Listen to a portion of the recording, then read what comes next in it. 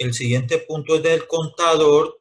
Este contador vamos a corregir, vamos a repasar ahora nuevamente, porque resulta que en el mes de marzo el gobierno nacional sacó el decreto 358, si no estoy mal. Ese decreto reglamentó las rentas de trabajo con base en las modificaciones que le dieron a la ley 20, que trajo consigo la última reforma tributaria, la ley de crecimiento económico, la ley 2010 del 2019, y ese reglamento hizo que se modificara un poco el procedimiento que es de rentas de trabajo no laborales, ¿cierto? Entonces ahora vamos a mirar cuáles fueron los cambios que trajo consigo la ley 2010 ya reglamentada y que lógicamente tendremos que a partir de abril implementar esos cambios. Entonces este punto ahora lo vamos a repasar de nuevo. ¿Sí? Lo mismo, entonces aquí está, era una renta de trabajo, como no entregó el contador el certificado de que no tiene personal contratado para la prestación de servicio, entonces esta es una renta de trabajo no laboral. Este revisor fiscal, como sí presentó el certificado de que no tiene contratado personal, esa es una renta de trabajo laboral y ahorita vamos a ver cuál es la diferencia entre este revisor fiscal y este contador frente al procedimiento. Entonces, vamos a volverlo a retomar, ¿cierto? El asesor jurídico, mire, el asesor jurídico no dice que tiene contratado personal, no anexó el certificado, o sea, es el mismo procedimiento que se hizo con el contador, o sea, es una renta de trabajo no laboral, ¿cierto? Entonces, eso es lo que esto está nuevo, entonces vamos a actualizarlo. Frente a, entonces, esto era el asesor jurídico, ya lo habíamos hecho, exactamente. El ingeniero civil, pues entonces nosotros habíamos concluido que el ingeniero civil no es una renta de trabajo, no está contenida como renta de trabajo, entonces hicimos retenciones generales y aquí está el desarrollo, eso sí quedó perfecto. El desarrollo que hicimos está correcto. El número 8, ¿cierto? El número 8 se contrata a Carlos Garrido para las pinturas de la oficina. Eso incluye material, entonces significa que tampoco es una renta de trabajo, ¿cierto? Se considera un servicio comercial y entonces este fue el desarrollo que se hizo, ¿sí? El número 9 que nos presentan cuenta de cobro del aseador, entonces aquí miramos que era una renta de trabajo, pero que la señora no nos incluyó el certificado de que no ha contratado personal para eso, entonces es una renta de trabajo no laboral, ¿sí? Ese ya lo habíamos hecho, y pues como no incluyó ningún beneficio, pues sencillamente lo que se hizo quedó bien, ¿cierto? Y el último punto que alcanzamos a hacer es el de la facturación facturación de los servicios de la camioneta, ¿sí? Por concepto de mano de obra. Los repuestos nos dan ese pago de seguridad civil y nos dice que nos certifica la prestación del servicio. Entonces, en ese caso, se concluyó de que no es una renta de trabajo laboral por cuanto el servicio de reparación involucra la utilización de una maquinaria especializada. Y que no solamente para reparar un motor de un vehículo se requiere solamente la fuerza de las personas. Se necesita maquinaria especializada, como por ejemplo para sacar el motor del carro, ¿cierto? Del chasis, de la cabina del carro. Eso no lo puede hacer la persona sola, necesita una maquinaria especializada para eso. También la rectificación de los cilindros, eso no lo hace una persona natural, sino que a través, entonces, en ese caso, se concluyó de que no era una persona, no era una renta de trabajo laboral, ¿cierto? Entonces, ya habíamos terminado este taller, pero con base en los cambios que nos trajo el decreto 358, entonces vamos a hacer un repaso general y vamos a volver a hacer las retenciones del contador y del asesor jurídico a ver si tiene algún cambio. ¿Listo? Si tienen alguna pregunta, entonces por chat, ustedes me responden y me preguntan y yo les doy la palabra. Entonces voy a buscar los, los archivos que tengo para desarrollar esta clase. Entonces, aquí están, retención no, por aquí no es, módulo tampoco.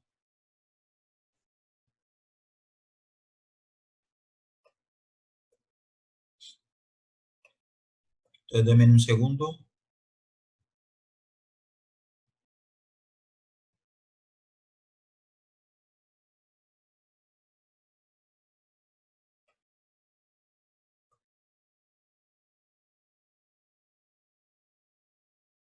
Bueno, no encuentro los archivitos para...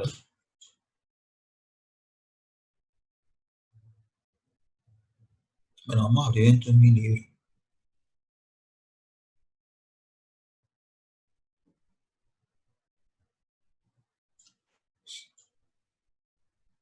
Recuerden que la sesión nos dura 40 minutos y entonces cada vez que se termine, entonces reiniciamos una nueva sesión. ¿Listo? Entonces para que estén pendientes.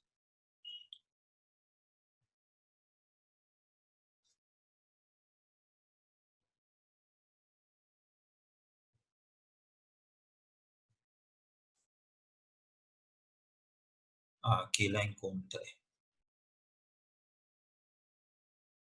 Eso, exacto. Entonces, pasar esto para el lado de acá, listo. Entonces, nosotros tenemos las rentas de trabajo y dijimos que las rentas de trabajo eran salarios, pensiones, comisiones, honorarios, compensación por servicios personales, honorarios, bueno, etcétera. Eso ya nosotros ya lo miramos, ¿cierto? Eh, para aquí me dice el Dylan Pareja que por qué no utilizo Meet.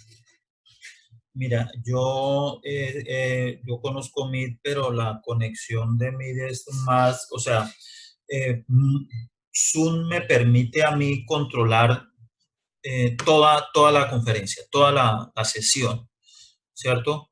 Entonces, por eso me gusta Zoom. ¿Sí? Lo que no, ustedes, por ejemplo, si van a utilizar micrófonos, yo tengo que utilizárselo, yo puedo controlar quién asiste y quién no asiste, porque ahora con tanta conexión no sabemos, hay que protegernos la información. Entonces, en mi concepto es mucho mejor Zoom. La última versión ya tiene muchos seguridad, ¿sí? Está actualizada. El único inconveniente es lo de los 40 minutos, pero yo eso lo tomo como si fuera una pausa activa, ¿cierto? Una pausa activa tiene muchas mejores bondades para poder desarrollar. Carlos Polanco dice, buenas tardes, Carlos Polanco, la verdad no logré estar en las últimas clases más allá de la primera, intenté buscar la grabación del canal, solo encontré la primera y ando perdido, no, mire, le voy a mostrar a Carlos Polanco, mire, voy a meterme al canal de YouTube, esta es la transmisión, aquí tienen la transmisión en directo. Voy a meterme al canal de YouTube. Inclusive les he estado enviando otras situaciones, digamos, eh, archivos de actualidad. Por ejemplo, yo hice por ahí un videoclip de la seguridad social de los trabajadores independientes. Entonces, eso es importante que ustedes miren ese. Mira, aquí está mi canal que se llama Luis Humberto Rincón Vargas. La última que he subido fue la semana pasada, que es lo de la facturación electrónica para las personas que están ya trabajando en este sector, pues es de interés, de importante interés, ¿cierto? Eh, eh, eh, les recomiendo que nuevamente, mira, hay una persona que se llama Daniel que tiene un iPhone y pues necesito saber qué persona es. Entonces, si alguien lo conoce, por favor, dígale que renombre su equipo y le ponga el nombre del alumno para yo poderlo admitir en la reunión. Nosotros no podemos admitir personas extrañas a la clase. Me tengo impuesto solidario, los cambios que ha traído la legislación. Mire, este se lo recomiendo porque acuérdense que eso nos afecta para nosotros el cálculo de la retención. Entonces, esto ustedes tienen que eh, visualizar este videoclip, están en el canal. Aquí están todas las clases, mire. Presupuesto, abril 2, retención Pitalito. Mire, esta es la última clase que nosotros hicimos en retención en la Fuente Neiva, mire, del clase abril primero, ¿cierto? Mire, y por acá está la otra que hicimos. Sí, mire, retención en la Fuente Neiva. Aquí están. Entonces, todas las clases están ahí en el canal, ¿sí? Para las personas que de pronto tienen dificultad han tenido dificultades de conexión. Y pues lógicamente, este es un tema, no es un tema sencillo, ¿cierto? No es un tema sencillo, hay que saberlo manejar. ¿Listo? Hay que saberlo manejar. Entonces, les recomiendo que las personas que no han podido asistir por X o Y motivo vayan y repasen la clase porque el tema de retención en la fuente no es sencillo. Entonces, ahí están para que ustedes puedan visualizar nuevamente o si quieren tener algún tipo de repaso, pues esa es una herramienta que ustedes pueden utilizar, ¿cierto? Listo. Si hay alguna otra inquietud, entonces, si no, pues retomamos nuestra clase. Vamos a hacer un repaso general. Sí, denme un segundo, que aquí la pantalla para que no cierre eso. Listo.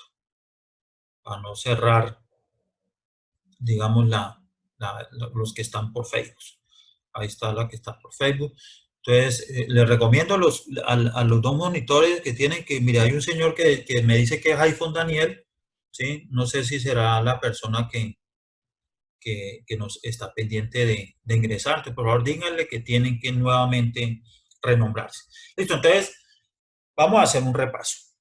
Entonces, mirábamos que las rentas de trabajo teníamos salarios, pensiones, comisiones, honorarios, prestación de servicios profesionales, prestación de servicios personales, compensación por trabajo asociado, ¿sí? Compensación por trabajo asociado, todas esas son rentas de trabajo. ¿Sí? Entonces, tenemos que clasificar esa renta de trabajo. Tenemos, digamos, tres procesos. El primer proceso es para los salarios, ¿cierto? Entonces, los salarios. ¿Cómo se realiza el proceso de depuración de los salarios?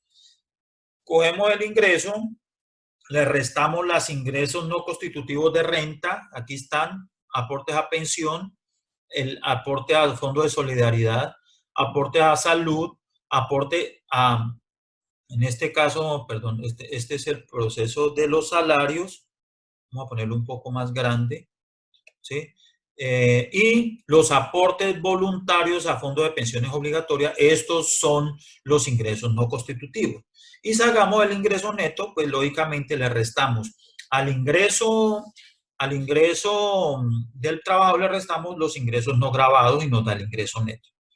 Luego a ese ingreso neto le restamos las deducciones, ¿sí? ¿Cuáles son las deducciones? Intereses de vivienda, deducción por dependientes y salud complementaria, o sea, los contratos de seguros de medicina prepagada que comúnmente conocemos. Esas son las deducciones.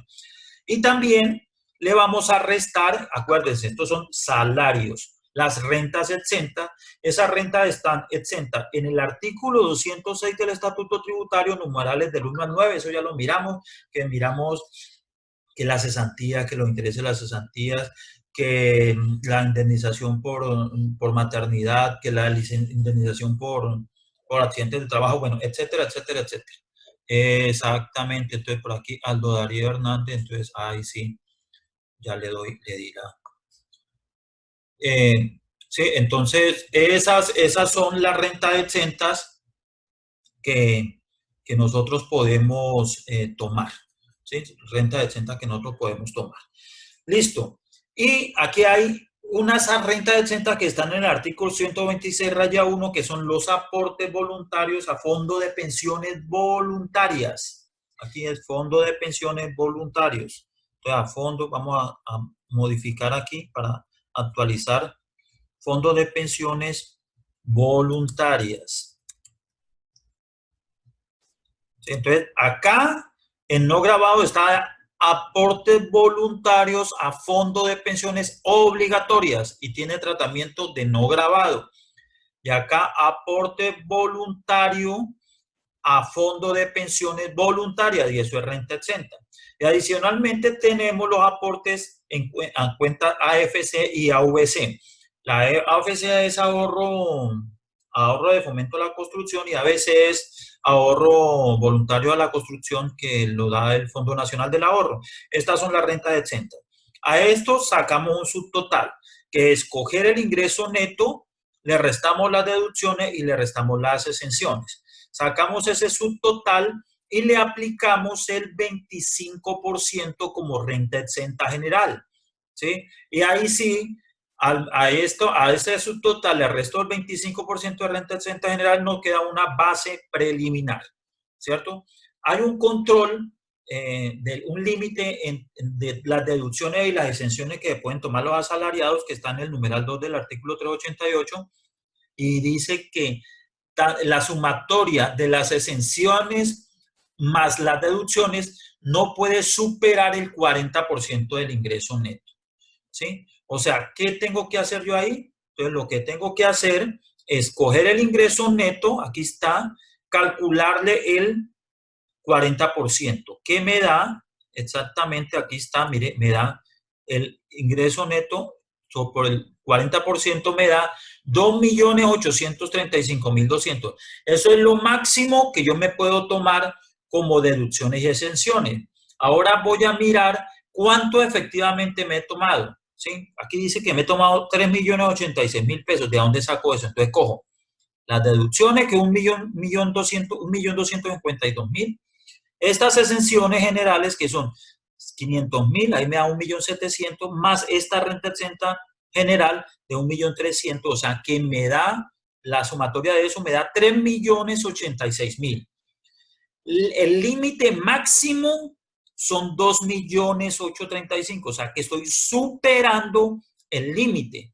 Significa que no me puedo tomar estos 3 millones, sino que me tengo que tomar ese límite porque lo estoy superando. Entonces, ¿cómo calculo la base gravable? Entonces, la base gravable cojo los 7.088.000 y le resto el límite, que es lo que me puedo tomar, y ahí nos dio la base gravable. Y esa es la manera de depurar, ¿cierto? Esto es simplemente la base gravable. Ahora, ¿qué hacemos con esa base gravable? Pues lógicamente tenemos que convertirla a VT y llevarla a la tablita, que eso ya lo hicimos en las clases anteriores. Entonces aquí está, mire, este era este mismo, y ustedes ya tienen esto. Entonces, mire, 13 millones, creo que era este, si no, no, este es otro ejercicio. Entonces, el ejercicio que nosotros hicimos, el límite eran 8 millones, ¿cierto? Y las deducciones que tomamos estaban por debajo, entonces no superábamos el límite, entonces la base gravable era la misma base preliminar. Con esta base, pues la convertíamos en VT y la llevamos a la tabla del 383 y calculábamos la retención. De esa misma manera hicimos los puntos de gerente de ventas, gerente de ventas, ¿cierto? Ahora, revisor fiscal. Entonces, el revisor fiscal. Entonces, ¿qué tiene de especial este punto del revisor fiscal? Que son honorarios, ¿sí? Porque es una persona natural que es contratada por prestación de servicios profesionales, o sea, estamos en presencia de un concepto por honorarios. Y los honorarios, de acuerdo a lo que nosotros ya miramos, es una renta de trabajo. Lo que pasa es que hay honorarios que son renta de trabajo laboral y renta de trabajo no laboral para efectos de renta, ¿sí? ¿En quiénes se consideran rentas de trabajo laboral? Entonces, los que nos presenten un certificado que diga que no tiene contratado personal para prestación del servicio o la norma establece que pueden tener hasta una persona contratada. Si la persona que devenga los honorarios nos presenta el certificado que no tiene personal contratado o que como mínimo tiene una persona, entonces estamos en presencia de una renta de trabajo laboral, ¿cierto? Como es el caso del revisor fiscal, ¿sí? Miremos el caso del contador. El contador dice que es prestación de servicios por profesionales, o sea, estamos también en presencia de honorarios y también vamos a decir, él no nos entregó ningún certificado que diga que en este certificado que nos expresó, que nos, que nos emitió el revisor, él no lo emitió, o sea, que esta es una renta de trabajo no laboral. Entonces, estamos diciendo, estamos analizando la situación del caso del revisor fiscal y el caso del contador. Y concluimos que el revisor fiscal es una renta de trabajo laboral porque nos presenta el certificado de que no tiene contratado personal. En caso del contador, que también son honorarios profesionales, pero el contador no nos entrega este certificado que sí nos entregó el revisor fiscal. O sea, este certificado no lo entregó el revisor fiscal, no lo entregó el contador, entonces estos son honorarios profesionales, pero tienen tratamiento de renta de trabajo no laboral. Entonces, ¿cómo hicimos nosotros este ejercicio? ¿Sí? Este del revisor fiscal. Lo hicimos de la siguiente manera. Mire, entonces, honorarios que son renta de trabajo laboral, entonces el procedimiento es igual, ¿cierto? Al de renta de trabajo, a los de salario, a lo que acabamos de mirar. Entonces, el ingreso menos el ingreso no grabados. Entonces, aquí incluimos la ARL porque el independiente paga ARL, ¿cierto? Nos da el ingreso neto, tiene derecho a todas las deducciones, ¿cierto? A las exenciones también, a la renta exenta general del 25%. También, igual, el mismo proceso que hicimos con el salario y también miramos el límite y a la base gravable, lógicamente, le calculamos, la convertimos en EVT y aplicamos la tarifa que está incluida en la tabla 383 del Estatuto Tributario. Eso fue lo que hicimos para el revisor fiscal. Repasemos, miremos a ver si realmente lo hicimos así. Mire, al revisor fiscal, los 8 millones, le tomamos la seguridad social, ¿cierto? Incluido la ARL. No le pusimos aquí intereses de vivienda, ni medicinas, ni dependientes económicos. Entonces, ¿por qué no? Porque, mire, dice el revisor fiscal, dice que nos presentó pago de Mermédica, pero de este año, o sea, que tiene que ser del año anterior, por eso no se tomó aquí este porcentaje de medicina complementaria, no tiene, él nos dijo que tenía, era un pago de este año, pero necesitamos el pago del año pasado y lo dividimos en 12 y presenta pago de seguridad social. O sea que a pesar que tiene todos los beneficios, no presentó ni el certificado de intereses de vivienda, ni tampoco presentó hijos menores o algún dependiente económico. ¿Sí? Y por eso no se tomaron estas deducciones. Tiene derecho a la renta exenta, pero tampoco él presentó ningún, pero sí tiene derecho a la renta exenta general y se le aplicó la tarifa del 383. Aquí está el cálculo de la tarifa 383. ¿Listo? Ahora, vamos a hacer el del contador, ¿cierto? Vamos a hacer el del contador. El contador ya dijimos que era una renta de trabajo no laboral. Renta de trabajo no laboral. Entonces, ¿cuál es la diferencia con el de renta de trabajo laboral? Entonces, miremos. La renta de trabajo no laboral, ¿qué es esta? Es más renta de trabajo no laboral. Entonces, ¿cómo vamos a hacer la depuración? El ingreso, que son los honorarios, la seguridad social, ¿cierto? Tiene derecho ahora otra vez a las deducciones que tienen los de renta de trabajo laboral. Tiene derecho a la renta exenta, pero no tiene derecho a la renta exenta del 25%. Si ve que aquí no está incluido el proceso del 25%, miremos, mire el del honorario. ¿Cuál es la diferencia? Que aquí tiene una renta exenta del 25%. ¿sí? Después de la renta exenta, sacamos un subtotal y tiene derecho a la renta exenta del 25%. A los honorarios que nos certificaron que no tiene contratado personal, o sea, una renta de trabajo laboral. La renta de trabajo no laboral, o sea, que no nos certificaron que tienen trabajadores vinculados, no tiene derecho a esa renta exenta, ¿sí? Y entonces, este 3 millones, esta base gravable, le sacamos la retención, el porcentaje de retención por norma general, o sea, si son honorarios va a ser el 10%.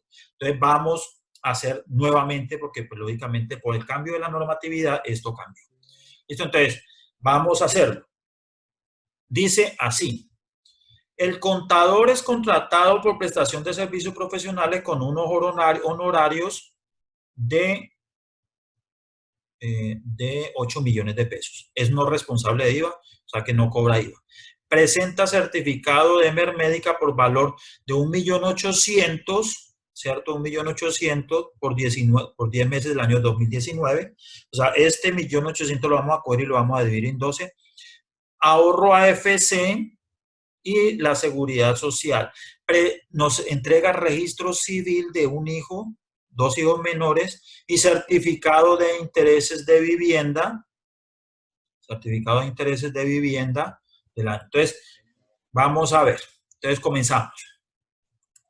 Los honorarios de los 8 millones, ¿cierto? La seguridad social. Entonces, acuérdense, la seguridad social, hay que calcular la seguridad social que le corresponde a ese contrato, porque él no está pasando una seguridad social mayor. Significa de que tiene otros ingresos y que él paga seguridad social por todos los ingresos de todas las empresas. Pero nosotros tenemos que tomar aquí lo que le corresponde a este contrato de 8 millones de pesos. Entonces, acá abajo hacíamos el cálculo de la seguridad social. Aquí está. Entonces, el IBC es el 40% del ingreso. Entonces, cogemos los 8 millones, le sacamos el 40%, 3.200.000.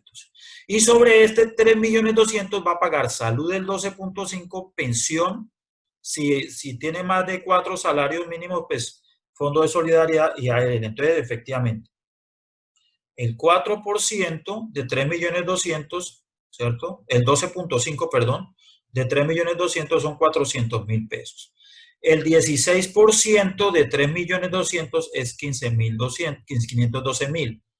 Y la ARL a riesgo 1, el 0,522%, 16.704. O sea, que este personaje tiene esto de seguridad social. Por favor, denme un segundo. Voy a hacer una pausa que tengo que contestar una llamada urgente. Denme un segundo. Aló. Bueno, entonces estábamos mirando el cálculo de la seguridad social. Entonces, salud, 400.000 pesos, pensión 512 y ARL 16.704. Eso es lo que tenemos derecho a descontar para este contrato. Entonces, precisamente, como ingreso no grabado, tomamos aporte a salud 400, aporte a pensión 512, ¿cierto? Este no tiene seguridad, fondo de solidaridad. Entonces vamos a mirar si fue que pagó fondo de solidaridad. Efectivamente, mire, aquí pagó fondo de solidaridad, o sea que debemos tomar el 1% del valor del contrato. O sea, el 1% de los 3.200.000 son los 32.000 y el aporte a pensión, a ARL de 16.704. O sea que nos da un total de ingresos no grabados de 960.704, ¿cierto? Entonces, ingreso neto. Entonces, ¿cómo calculamos el ingreso neto? Entonces, cogemos el ingreso y le restamos los ingresos no grabados. A los 8 millones le restamos los 960.704, nos deja un ingreso neto de 7.039.296, ¿cierto? Después vamos a tomar las deducciones. ¿A qué tiene derecho? Aquí es donde les digo que vienen los cambios, porque de acuerdo a lo que se reglamentó nuevamente el gobierno, los trabajadores, las rentas de trabajo, todas tienen derecho a las mismas deducciones que son estas.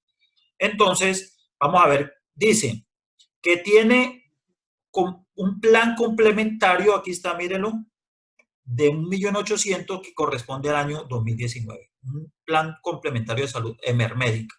Entonces, ¿qué hicimos nosotros?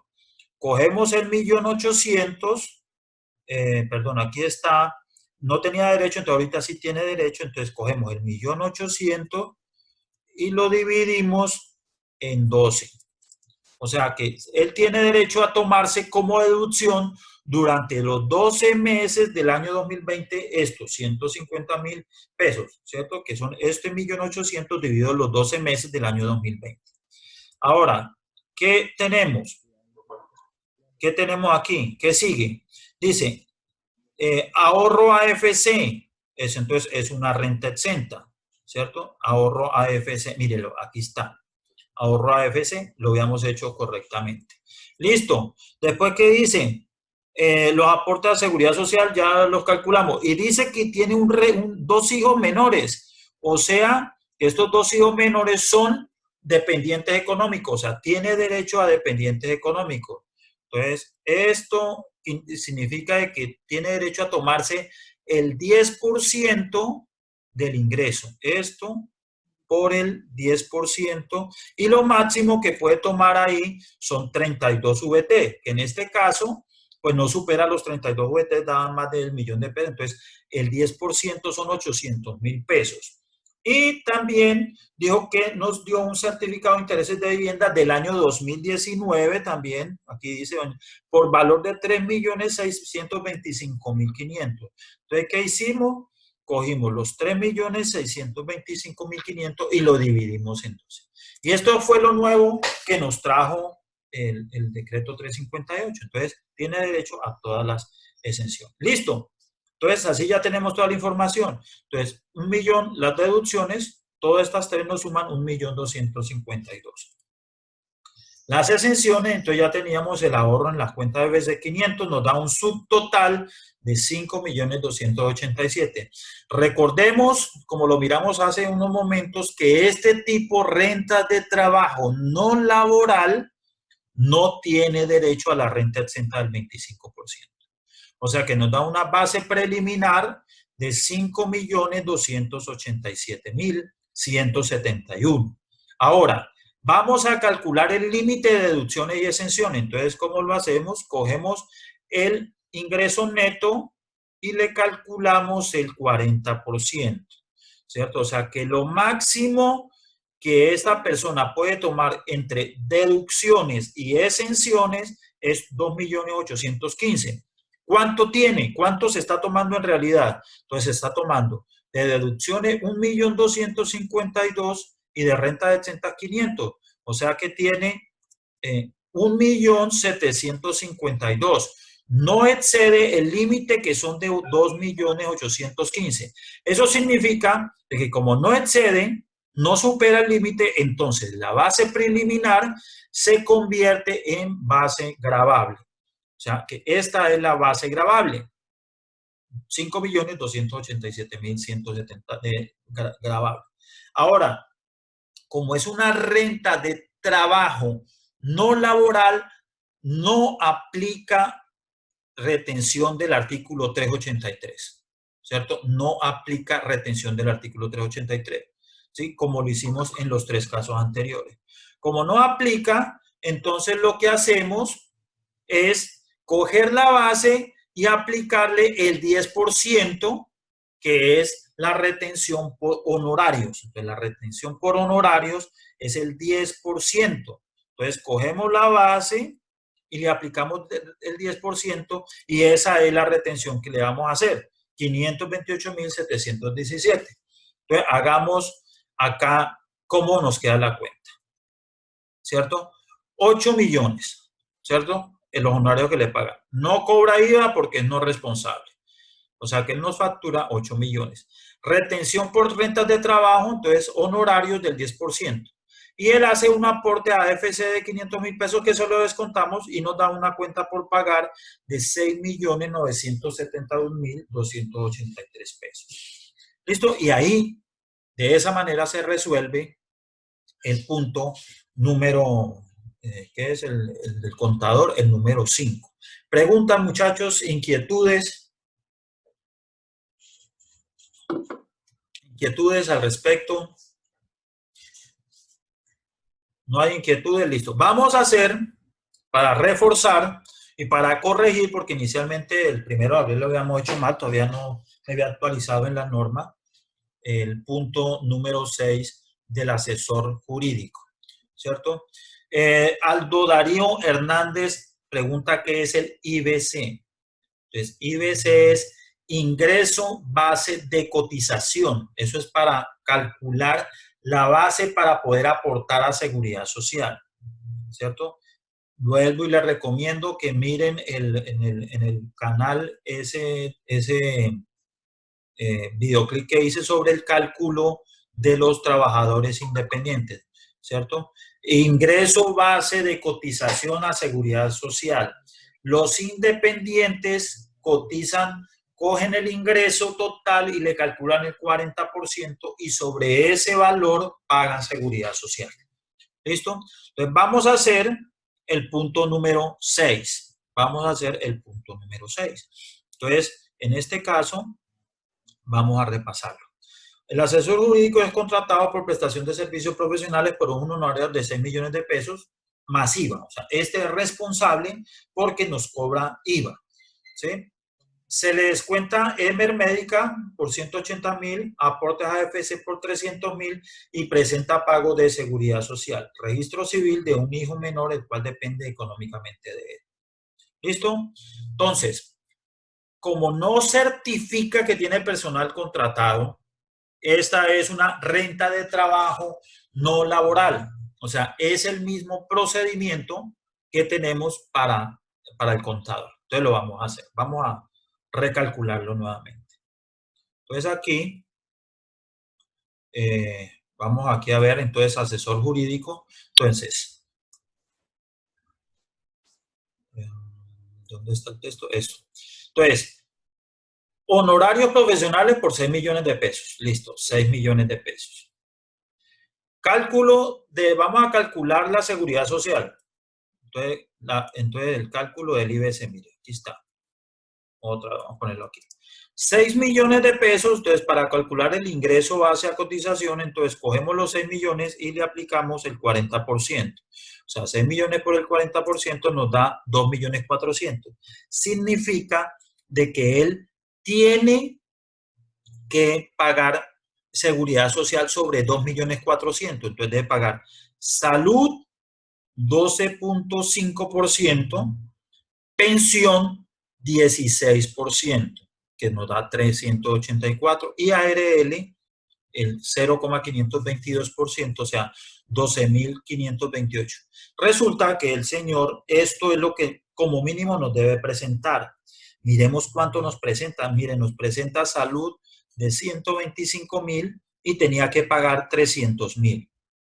Pensión tenía que pagar 165.000 y resulta que pagó, perdón, 165.000 y resulta que tenía que pagar 384.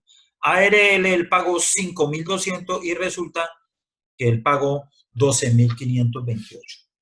¿Sí? Entonces, ¿qué pasa? No está cumpliendo con la seguridad social. Entonces, esto es algo muy importante en nuestras empresas.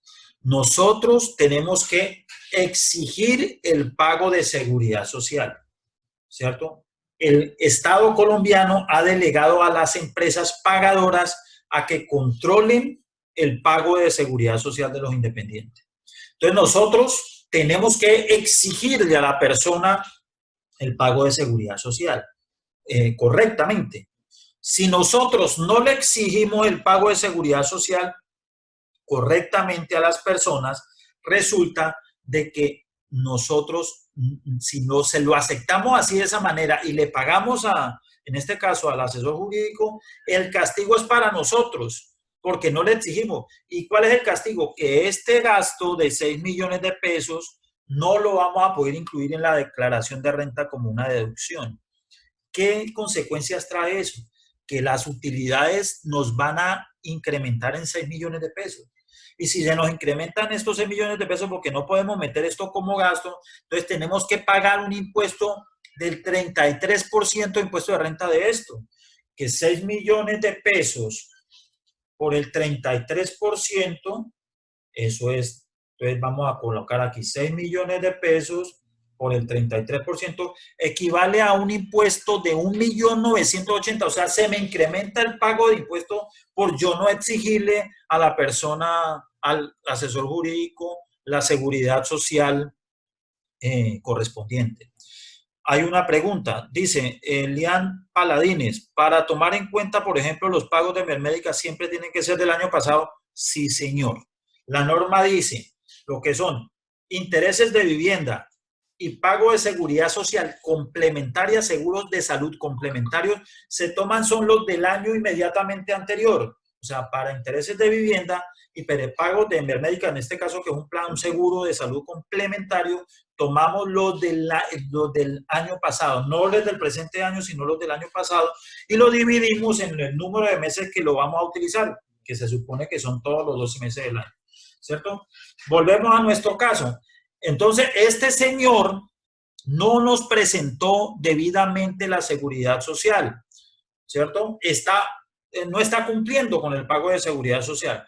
Nosotros tenemos que exigirle, pero eso no significa que no le recibamos la cuenta. Contablemente nosotros tenemos que erradicar la cuenta, pero lo que tenemos que tener en cuenta es que no le podemos pagar. Entonces, lo que normalmente hace uno en las empresas es tener una cuenta para una auxiliar de cuenta donde dice cuentas pendientes por legalizar. Y a esas cuentas pendientes por legalizar nosotros no podemos pagarla en tanto no nos entreguen la seguridad social como tal, pero sí tenemos que entrar a registrarla contablemente, ¿sí? Porque el principio de causación y devengo dice que cuando se realiza el gasto hay que registrarlo. Y aquí en este caso, el asesor jurídico prestó el servicio durante el mes, entonces tenemos que registrar una cuenta, un gasto y tenemos que registrar un pasivo porque efectivamente le debemos la plata, pero no le vamos a girar en tanto él no cumpla con la seguridad social. ¿Qué efectos tiene en nuestra retención? Y esto fue otro de los cambios que se suscitaron nuevos, y es que la norma nunca dijo nada cuando no se cumplía, pero ahorita sí lo dijo, si el señor no cumple con la seguridad social, usted no tiene derecho a tomarla. Entonces, en este caso, no la vamos a tomar, ¿cierto? Porque él no está cumpliendo con la seguridad social.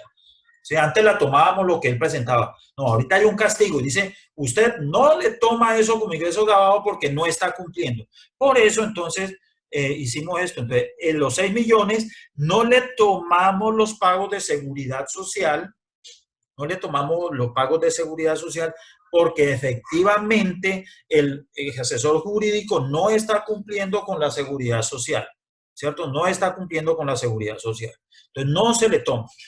Pero entonces ahora sí, vamos al resto del texto de nuestro ejercicio. Y dice, pago a Mermédica de este año. Entonces, esto no lo tomamos porque tiene que ser del año pasado. Ahorro en cuentas AFC por 300.000 pesos. Entonces, este sí lo tiene. Aquí está, mire. Ahorro de 300.000 pesos. Dice, presenta pago de seguridad social, que esta seguridad social pues no está cumpliendo, y presenta registro civil de un hijo menor de 12 años, el cual depende económicamente de él. Entonces, o sea que él tiene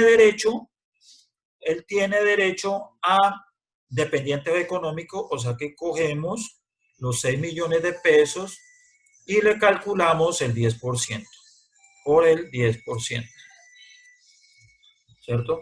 Le calculamos el 10%, o sea que tiene derecho a una deducción por dependientes económicos de 600.000 pesos. Ahora sí, sacamos el subtotal y cogemos el ingreso neto, le restamos las deducciones que son 600.000 y le restamos la renta exenta que son 300.000, nos da 5.100.000. Acordémonos, esta es una renta de trabajo no laboral, o sea, no tiene derecho a esta renta exenta general del 25%. Significa que la base preliminar son 5.100.000, ¿cierto? Y el límite, entonces vamos a calcular el límite. Entonces, acuérdense cómo calculamos el límite. Entonces, el límite lo calculamos, cogemos el ingreso neto y le sacamos el 40%. Aquí está, vamos a buscar aquí el ingreso neto, aquí está. ¿Listo? Entonces, 6 millones por el 40% nos da 2.400.000. O sea, esto es lo máximo que el contribuyente puede tomar como deducciones y exenciones. Ahora, ¿cuánto tomamos? Entonces, 600 de deducciones y 300 de exenciones, o sea, 900, o sea, no supera el límite, significa de que la base preliminar se convierte en base gravable. O sea, la base gravable 5 millones, son 5 millones 100. Igual que el anterior, no se aplica la tabla del artículo 383 porque es una renta de trabajo no laboral. Entonces, ¿qué retención le hacemos? Por ser honorario le hacemos el 10%. A 5 millones 100 le aplicamos el 10%, o sea, la retención que le vamos a efectuar son 510.000. ¿Cómo quedan entonces nuestras cuentas? Entonces, honorarios, 6 millones de pesos. El IVA que nos cobra, 1.140.000, el total de facturas, 7.140.000, la suma del honorario más el IVA. Le hacemos la retención del 10% sobre la base que ya calculamos, que fueron 510.000. Le descontamos el aporte a AMER Médica, que él lo está haciendo a través de la empresa. Le descontamos el aporte a AFC también. Y nos queda una cuenta por pagar de 6.150.000 pesos. ¿Listo? Entonces, de esa manera, entonces, hemos corregido los dos puntos que habíamos hecho en la clase anterior y que en la legislación nos había cambiado y había aclarado ciertos puntos. Si hay alguna inquietud, alguna pregunta, muchachos, alguna inquietud o pregunta al respecto, si no, pues entonces continuamos con el taller número 2.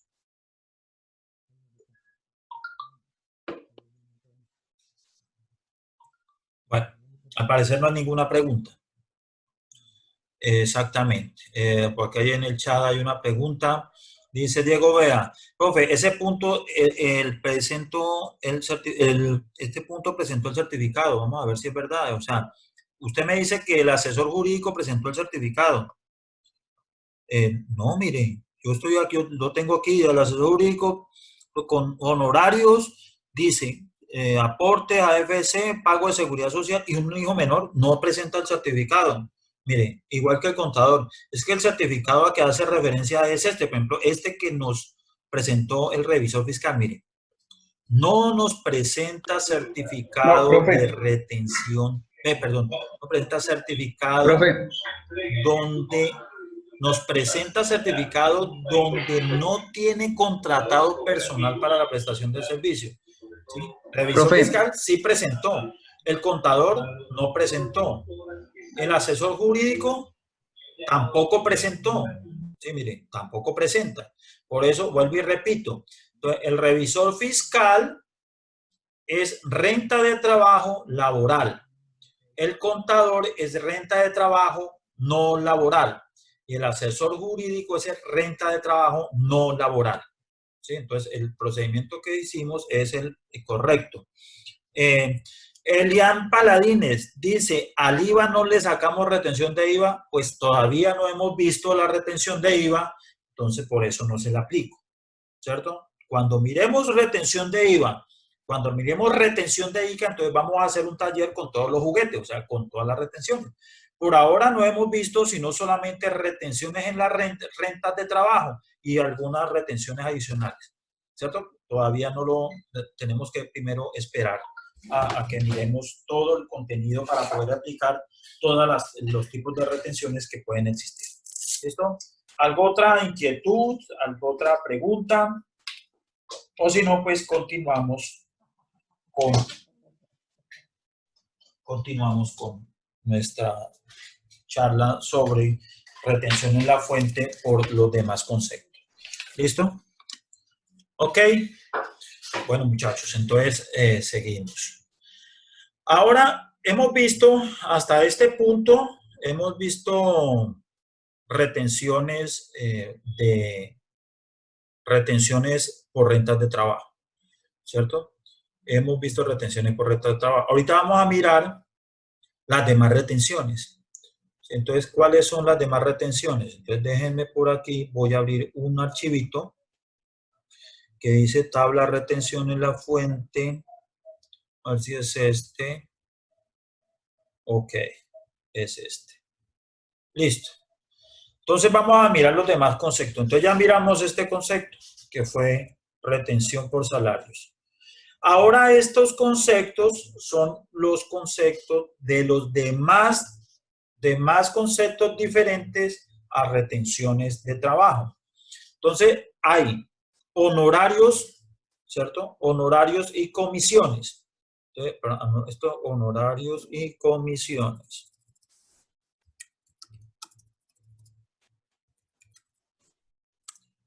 Entonces, ¿cuál es la tarifa de honorarios y comisiones? Si es una persona jurídica, la tarifa es del 11%. Si es una persona natural, la tarifa es del 10%. Por eso a los rentas de trabajo no laborales, nosotros efectuamos una retención del 10%, ¿cierto? Y en ese caso, pues lógicamente, siempre, cuando es persona natural, siempre la tarifa es del 10%. Los demás conceptos de honorarios, entonces tenemos, mire, actividades de análisis, diseño, desarrollo, implementación, mantenimiento, prueba de suministro y documentación en programas de informática, ¿cierto? Esos contratos de soporte, de páginas de diseños web, ¿sí? De consultoría de informática, esos son honorarios al 3.5. Contratos de consultoría y administración delegada. ¿Qué es un contrato de consultoría? Cuando usted a un ingeniero lo contrata, no necesariamente un ingeniero, a un arquitecto, lo contratan para diseñar los planos de una casa o de un edificio. Eso se llama consultoría, ¿cierto? Y va, entonces, si es persona natural, al 10%, si es persona jurídica, al 11%. ¿Sí? Si es persona, aquí está, si es persona jurídica al 11%, si es persona natural al 10%. Por ejemplo, los contratos de interventoría, ¿sí? Interventoría de obra, eso es consultoría, ¿sí? Lo mismo, 11 y 10%. Cuando es contratos de administración delegada, cuando contratan un ingeniero para que dirija una obra, una construcción y la empresa pone todo, materiales, personal, todo. Lo que hace el ingeniero es la dirección de la obra, eso se llama administración delegada también. Si es persona jurídica, el 11%, si es persona natural, el 10%. ¿Qué otro? Digamos que esos son los más importantes dentro del concepto de honorarios. Ahora, el concepto de servicios. El concepto de servicios, entonces tenemos el concepto de servicios generales, ¿cierto? Que es a tarifa del 6% si es una persona natural no declarante de renta, y si la persona es persona jurídica o es persona natural declarante de renta, se le aplica una tarifa del 4%. Hay que tener en cuenta una cosa. Nosotros, ¿cómo sabemos si la persona natural es declarante o no es declarante? Entonces, cuando es persona jurídica no hay ningún problema porque sabemos que el servicio general se le va a cobrar es el 4%. Pero en caso de que la persona natural sea no declarante de renta, la única manera de nosotros verificar es verificar en el RUT, ¿cierto? Pedimos un RUT, ¿sí? Y ahí nos va a salir, vamos a ver si yo tengo aquí mi RUT para que ustedes observen cómo podemos saber si la persona es o no declarante de renta. Entonces vamos a mirar a ver si tengo un RUT de este año por aquí, denme un segundo. RUT. No tengo por acá el RUT. Vamos a buscarlo. Denme un segundo para que ustedes en la práctica sepan cómo saber si la persona es declarante o no. Mire, RUT 2020, aquí está mi RUT. ¿Sí? Entonces, mi RUT dice lo siguiente. Vamos a ampliarlo. ¿Sí? Entonces, Luis Humberto Rincón Vargas, mire. Entonces, ¿qué dice mi RUT? Entonces, vamos a responsabilidades, ¿sí? El RUT, nosotros, lo primero que tenemos que hacer es que cuando nosotros estamos en la empresa, tenemos que exigir un RUT vigente, o sea, vigente no, de fecha actualizada. Entonces, mire, ustedes van y en sus empresas todos los años tienen que pedir un RUT con fecha de impresión. Mire, fecha de generación del documento. Este documento se generó el 2 de febrero del 2020. ¿Sí? 2 de febrero. Siempre tenemos que exigir la fecha de generación en el año que estamos. O sea, debemos exigir, viene una persona con un RUT del año 2018, no nos sirve. ¿Por qué no nos sirve? Porque entre el 2018, 2019 y 2020 han podido cambiar las cosas y puede tener sus RUT desactualizados. Por eso tenemos que exigir el RUT con fecha de generación del año 2020. Ahora, aquí en esta parte del RUT están las responsabilidades. Estas son mis actividades económicas y estas son mis responsabilidades.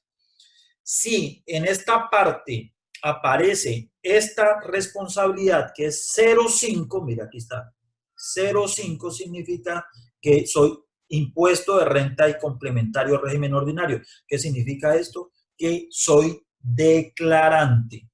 Entonces, eso es para que ustedes sepan cómo se puede saber si la persona es declarante o no declarante para decidir si la persona se le aplica por servicios generales el 6 para no declarantes y el 4 para declarantes. Esa es la única manera. No es que le preguntemos al señor, ¿usted declara renta? No, no. Usted va al RUT y usted mira si tiene la obligación de presentar declaración de renta o no.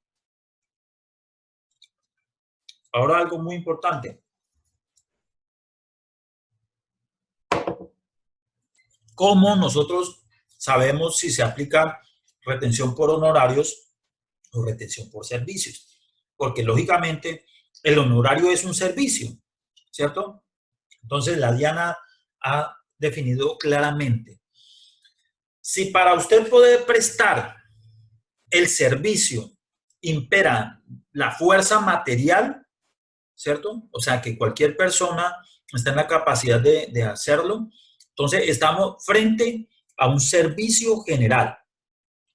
Pero si usted, para poder prestar el servicio, requiere de un conocimiento específico intelectual, o sea, que requiere un conocimiento intelectual, entonces estamos en presencia de un honorario. Ejemplo, que usted lo contratan para pintar una casa. Entonces uno dice, no, pues que cualquiera no sabe pintar, sí, tiene toda la razón. Pero usted, cualquiera aprende eso. ¿Cómo es? Pues cacharreando, como normalmente dice. Entonces, estamos en presencia de un servicio general, ¿cierto? Pero si usted, por decir algo, dice, yo necesito que me haga la declaración de renta, pues usted para la declaración de renta necesita es un conocimiento intelectual importante que cualquiera no lo puede hacer, pues estamos en presencia de un honorario. Eso para que aprendamos a distinguir frente a si hacemos retención por honorarios o hacemos retención por servicios generales. Listo, seguimos entonces con los servicios. ¿Qué otro servicio? Servicio de transporte nacional de carga, terrestre, aéreo y marítimo. Entonces, aquí hay algo importante por decir y es que los servicios de transporte son regulados por el Estado colombiano.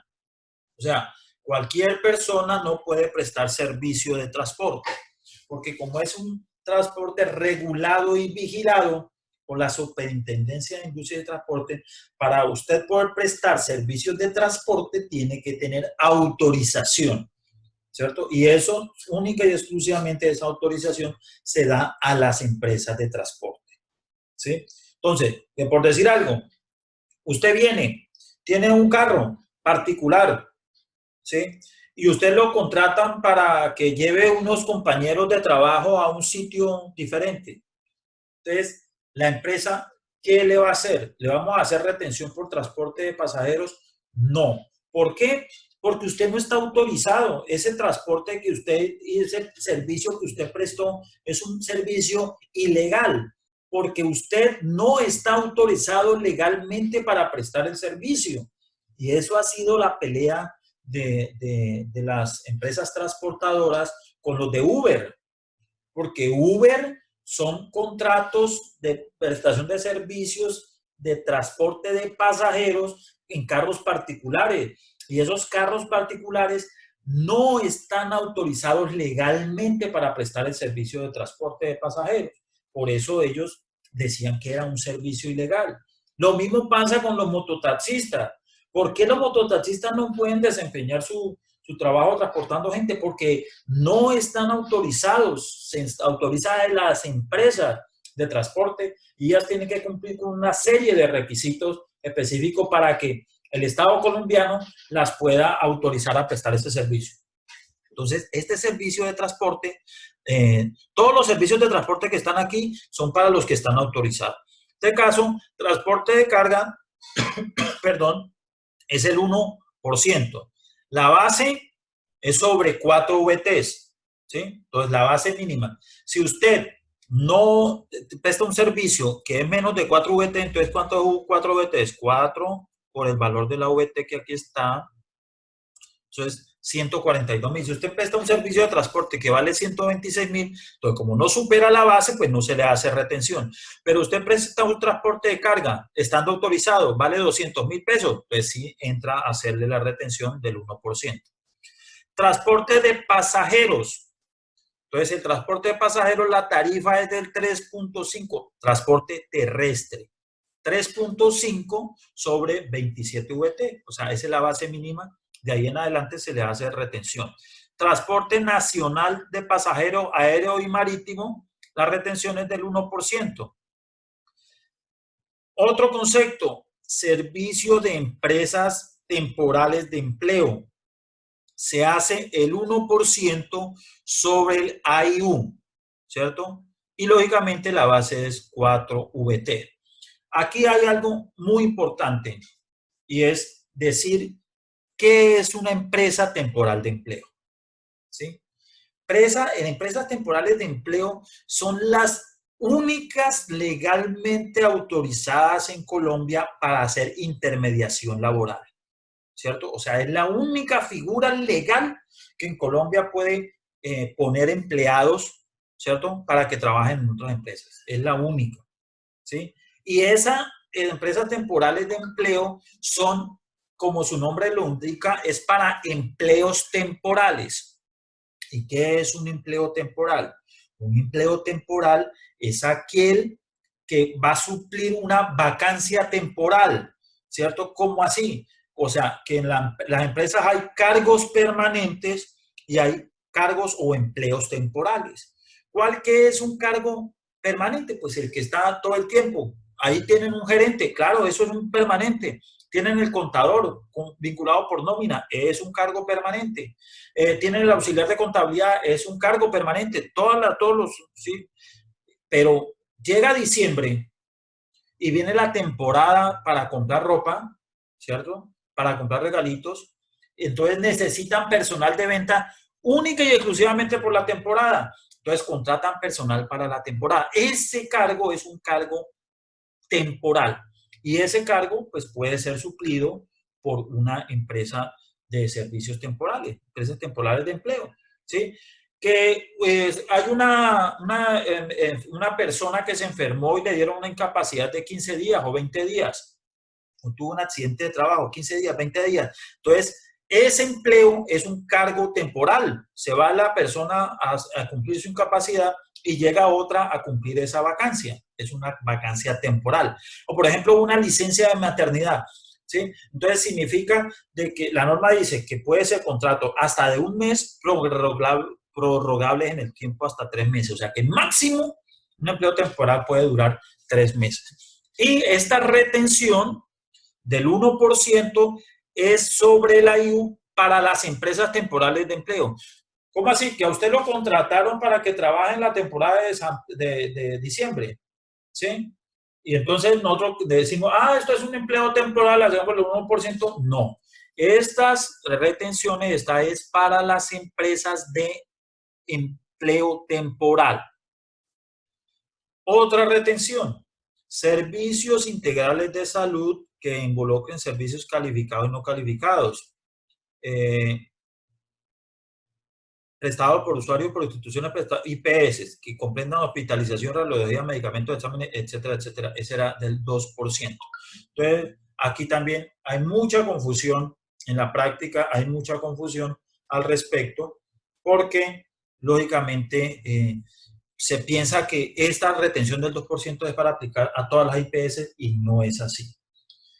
El concepto claramente dice servicios temporales de empleo. Por favor, denme un segundito ya.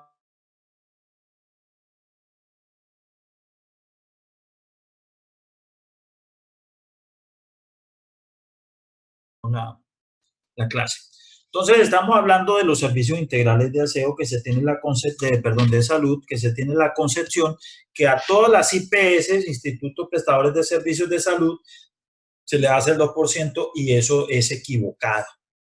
¿A quienes se les va a aplicar la retención del 2%? Pues sí, lógicamente a la IPS, pero que tengan servicios integrales de salud. Mire, servicios integrales de salud. O sea, ¿a quiénes? Los que tienen, mire, hospitalización, radiología, medicamentos, exámenes, laboratorio clínico, consulta general, urgencias, todo. O sea, todo el servicio de salud integrado. ¿Quiénes son esos? Los hospitales y las clínicas. Por ejemplo, el hospital, la clínica Meiláser tiene todos los servicios integrados, la clínica UROS tiene todos los servicios integrados. Entonces, a ese tipo de entidades, a ese tipo de IPS, son las que se les va a hacer la retención del 2%. A esas entidades. Ahora, por ejemplo, un ejemplo, que ustedes fueron a sacar el examen de admisión, el examen de salud ocupacional para admisión a la empresa. ¿Quién paga eso? Pues la empresa. Cuando usted inicia a trabajar, solicita ese examen. Entonces, la empresa lo manda para que se haga el examen. ¿A dónde lo mandan?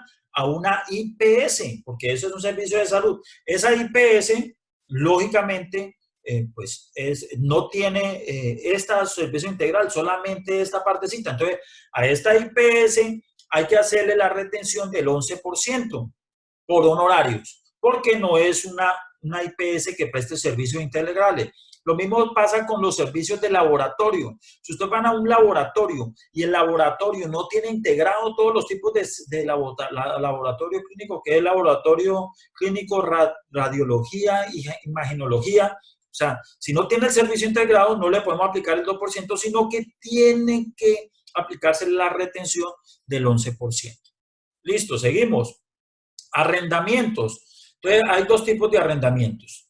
De bienes muebles, o sea, yo alquilo o arriendo un computador, una moto, un vehículo, o sea, bienes muebles que lo podemos movilizar. Eso es el 4%.